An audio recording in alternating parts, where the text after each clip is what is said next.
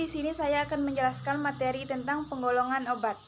Sebelum ke penggolongan obat, kita harus tahu apa itu obat dan apa peran obat.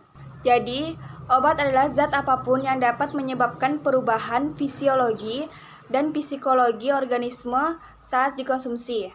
Peran obat, yang pertama peningkatan kesehatan, yang kedua mengurangi rasa sakit, yang ketiga penetapan diagnosis, yang keempat pencegahan penyakit, yang kelima penyembuhan penyakit, dan yang keenam rehabilitasi kesehatan.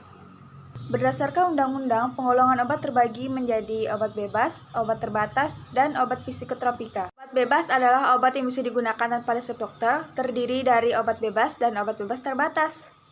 Jadi, obat bebas itu obat yang paling aman, bisa dibeli di apotik, bahkan di warung tanpa menggunakan resep dokter. Ditandai dengan lingkaran hijau bergaris tepi hitam.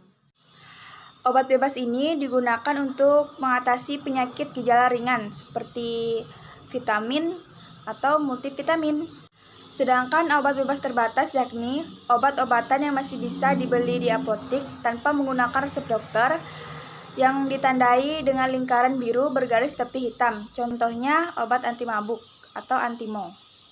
Pada kemasan obat seperti ini biasanya tertera peringatan pada kotak gelap atau kotak putih bergaris tepi hitam dengan peringatan sebagai berikut.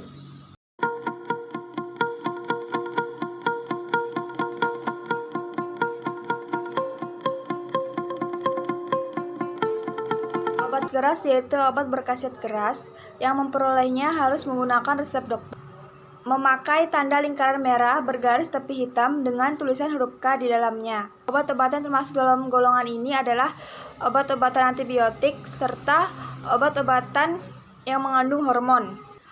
Obat-obatan keras ini bila dipakai sembarangan bisa menyebabkan keracunan dalam tubuh, memperparah penyakit, serta menyebabkan kematian.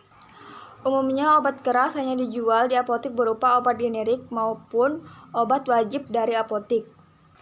Psikotropika adalah obat yang dapat menurunkan aktivitas atau merangsang saraf pusat sehingga menimbulkan kelainan pada perilaku. Disertai dengan timbulnya halusinasi, ilusi, perubahan cara pikir, perubahan alam, perasaan, dan dapat menimbulkan ketergantungan, serta mempunyai efek stimulasi bagi para pemakainya. Salah satu jenisnya yaitu sabu-sabu. Narkotika adalah zat atau obat yang berasal dari tanaman atau bukan tanaman, baik sintesis maupun semi-sintesis, yang dapat menimbulkan pengaruh-pengaruh tertentu bagi mereka yang menggunakannya dengan memasukkannya ke dalam tubuh manusia.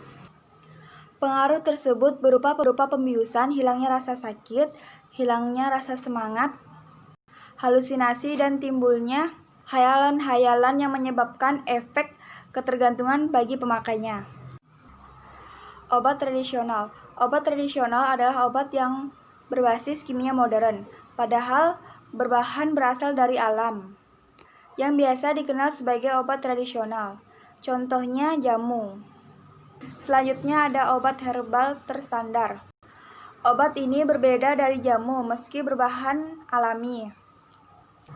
Obat herbal terstandar OHT ditandai dengan simbol lingkaran berwarna kuning dan dikelilingi garis berwarna hijau. Selanjutnya ada fitofarmaka. Fitofarmaka juga berbahan alami, namun bisa disetarakan dengan obat-obatan modern, dikarenakan proses pembuatannya lebih rumit. Dan yang terakhir ada obat nama dagang. Obat dengan nama dagang terdaftar artinya memiliki hak paten. Sekian penjelasan dari saya. Wabillahi taufiq wal hidayah. Wassalamualaikum warahmatullahi wabarakatuh.